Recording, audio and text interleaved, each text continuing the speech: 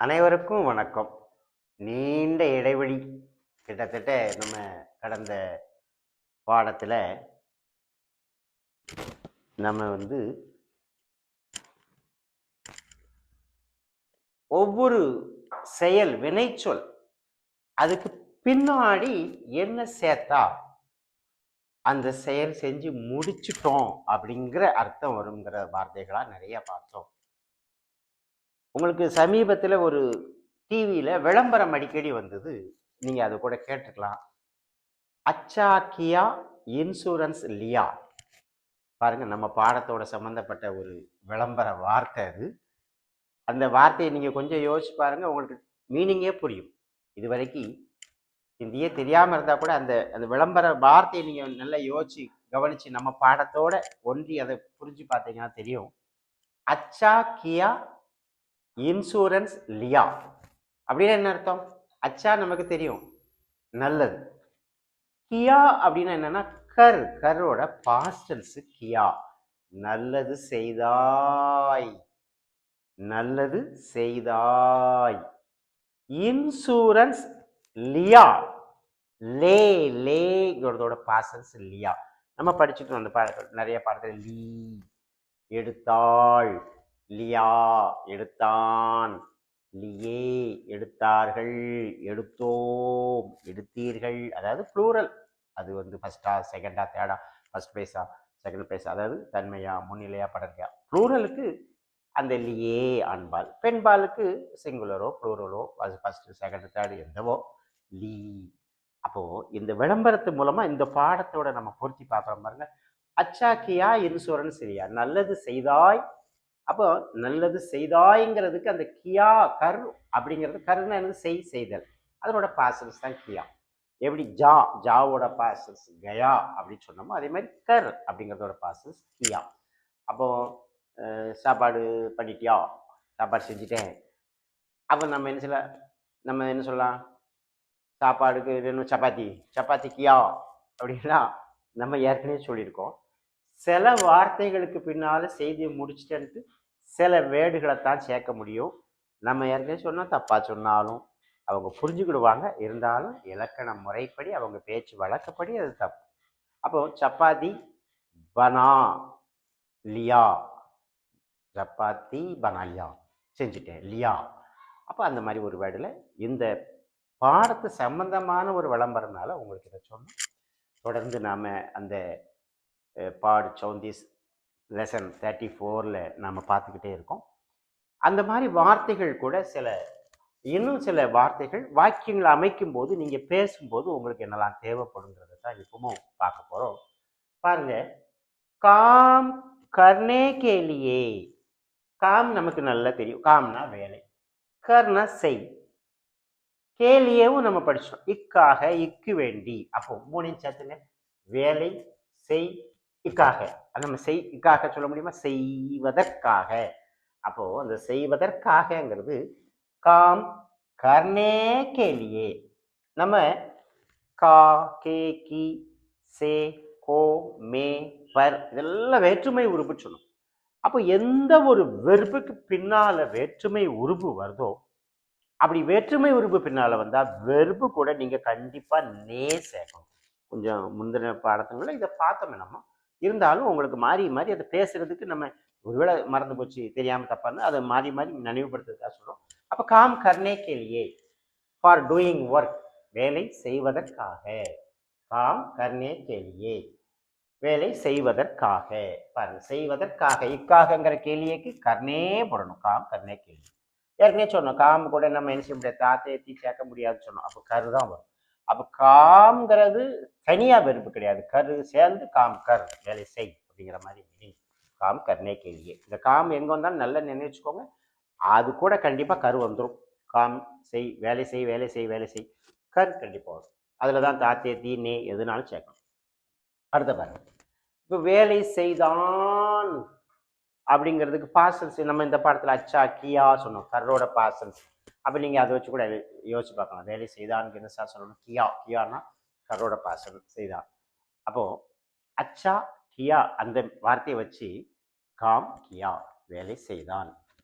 எப்படி கரெக்டாக அந்த வேர்டு பண்ணி இதே மாதிரி நீங்கள் நிறைய ப்ராக்டிஸ் பண்ணால் ஹிந்தியில் பேசிடலாம், அவ்வளோதான். இந்த வேலையை தானே நம்ம இங்கிலீஷ் செய்யாமல் விட்டுட்டோம். பாடத்தை மட்டும் படிப்போம், கொஸ்டினை மட்டும் படிப்போம், ஆன்சரை மட்டும் படிப்போம். ஒரு பேசுவதற்கு என்ன வேணும் அதை நிறைய ப்ராக்டிஸ் பண்ணணும். பண்ணுனா தானாக வந்துடும் இங்கிலீஷும். ஹிந்தி அதை விட ஈஸி. நம்ம பாடத்தை நீங்கள் தொடர்ந்து பண்ணிக்கிட்டே வாங்க. 1வது பாடத்துலேருந்து இப்போ நிறைய பேர் பார்க்கிங்க, நல்ல உபயோகமாக இருக்கும்னு நினைக்கும். உங்கள் குழந்தைகளுக்கெல்லாம் சொல்லுங்கள். நான் இதில் இன்னும் ஒரு சின்ன ஒரு வேண்டுகோள் கூட மாணவ கண்மணிகளுக்கு வைக்க என்னென்னா, பெற்றோர்களுக்கு நீங்கள் ஒரு உதவணும். உங்களுடைய செலவுக்கு, உங்களுடைய கல்விக்கு என்னென்ன செலவோ அதுக்கு நீங்களே கூட நம்ம வருமானம் ஈட்டலாம். அப்போது அந்த மாதிரி ஒரு வேலை வாய்ப்புங்கிறது என்னென்னா, நம்ம பாடங்களை நீங்கள் நடந்து கிட்டத்தட்ட ஒரு 10 பாடம் வரைக்கும் நீங்கள் படிச்சிட்டேன்னு வச்சுக்கோங்களேன். உங்கள் வீட்டிலேயே நீங்கள் என்ன செய்யலாம், ஹிந்தி கற்பிக்கப்படும்னு ஒரு போர்டு போட்டு எல்கேஜி குழந்தைகள் ஃபஸ்ட் ஸ்டாண்டர்ட் செகண்ட் ஸ்டாண்டர்ட்லாம் ஹிந்தி சொல்லிக் கொடுக்க ஆரம்பிக்கலாம். ஒரு 10 குழந்தைகளுக்கு நீங்கள் சொல்லிக் கொடுத்தாலே போதும்.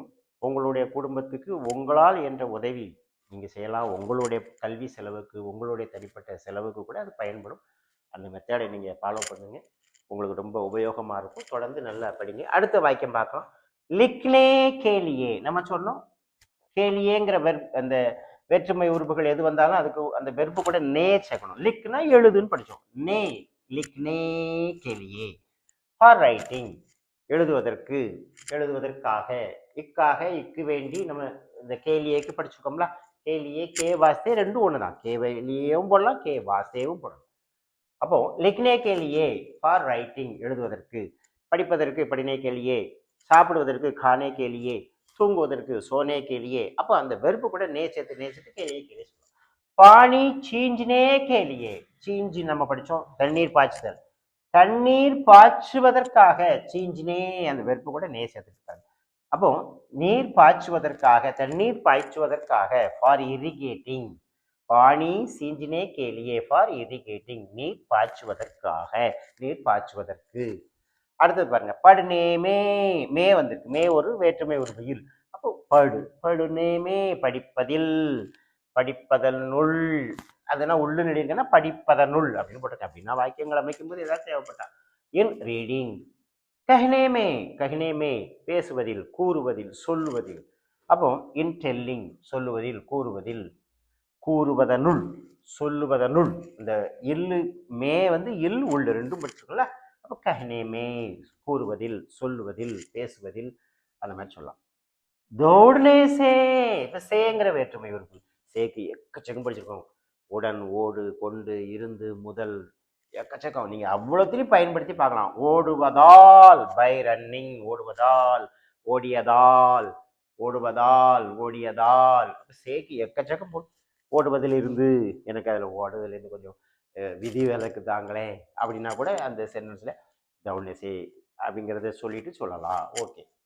தேக்னேசே பை சீயிங், பார்ப்பதால், பார்த்ததால், பார்ப்பதால், பார்த்ததால். தேக்னேசே, தேக்னா பார்த்தல், நேசே சே வந்ததுனால தேக்னேசே. அப்போ பின்னால எந்த வேற்றுமை உரு வந்தாலும் வெறுப்பு கூட நே இருக்கணும். தேனேசே குச் நஹி, தேனேசே குச் நஹி. இதை நீ அவனுக்கு கொடுத்ததுனால அவனுக்கு ஒன்றும் பயனில்லைங்கிற மாதிரி அர்த்தம். அப்போ தேனேசே குச் நஹி. Giving does not help. இதை கொடுத்ததுனால அவனுக்கு எந்த உதவியும், அவனுக்கு ஒன்றும் ஆக போறதில்லை அப்படிங்கிற மாதிரி. அப்போ கொடுப்பதால் ஒன்றுமில்லை. தேனேசே குச் நஹி. அப்புறம் பாருங்க, கானேசே அச்சே ஹே பெட்டர் தேன் சிங்கிங். கானேசே அச்சே ஹே பெட்டர் தேன் சிங்கிங். பாடுவதால் நன்றாக இருக்கிறது, இல்லை பாடுவதை விட நன்றாக இருக்கிறது. கானேசே ஏன்னா சேக்கு விட, இருந்து, முதல், கொண்டு, ஓடு என்ன இங்க என்ன அர்த்தமோ அதை பயன்படுத்தி சே பயன்படுத்தி பார்க்கலாம். அப்போ கானேசே அச்சே ஹே பாடுவதை விட நன்றாக இருக்கிறது. நீங்க பேசுவது பாடுவதை விட நன்றாக இருக்கிறது அப்படின்னா ஆப் போல்தேன்னா வே கானேசே அச்சே ஹே.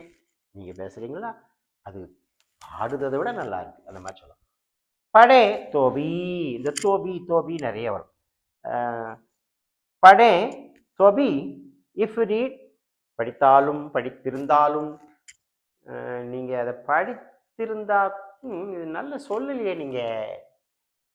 உஸ்கே படே தோபி அச்சு தர போலே நீ, நல்லபடியாக நீங்கள் சொல்லலையே அப்படிங்கிற மாதிரி மீன். தோபினா இருந்த போதிலும், ஆன போதிலும் அப்படிங்கிற மீனிங் தான் அது.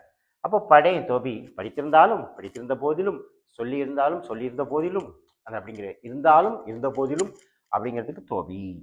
நீங்க நல்ல சொல்லி இருந்தாலும் எழுதுனது நல்லா இல்லையே அந்த மாதிரி சொல்லணும். நீங்க நல்ல சொல்லி இருந்தாலும் நல்லா எழுதலையே அப்படின்னு சொல்லணும்னா ஆப் அச்சி தர போலே தோபி தோபி இருந்தாலும் அச்சி தர லிக்கே நெகி நல்லபடியாக எழுதலை. அச்சி தர லிக்கே நெகி எழுதலை அந்த மாதிரி சொல்லணும். தேக்கே தோ தோபி தேக்கே தோபி இஃப் யூ சா பார்த்திருந்தாலும் பார்த்தாலும் நீங்க அதை பார்த்தாலும் ஒழுங்கா அதை நீங்க சொல்லியிருக்கணும் அப்படிங்கிற மாதிரி சொல்லணும்னா தேக்கே தோபி அச்சு தர போல்னா சாயி நல்லபடியாக சொல்லியிருக்கணும். ரைட். அப்போ இந்த தோபிங்கிற ஒரு இதை பயன்படுத்தி எப்படி வாக்கியம் படிக்கணும். அப்புறம் சே மே பர் கோ கா கே கி கேலியே எது வந்தாலும் வெறும் கூட நே சேர்க்கணும்னு இந்த பாடத்தில் படிக்கும். இன்னும் தொடர்ந்து பார்ப்போம். அடுத்தது பார்க்கலாம்.